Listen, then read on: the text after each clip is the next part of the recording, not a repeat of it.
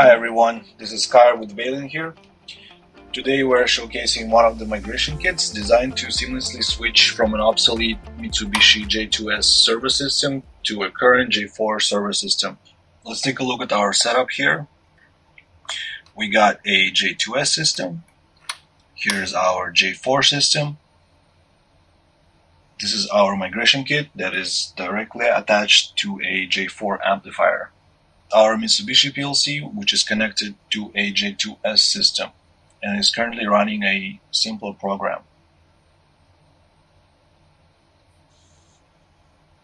So now I'm going to show you how easy it is to switch to a J4 system. We're going to stop our PLC from running and rewire the power inputs from J2S to the J4.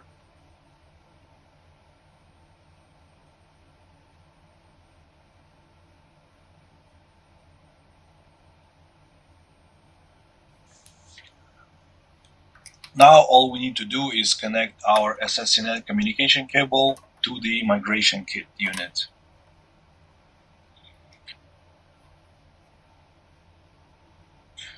Let's power on our system and start our PLC.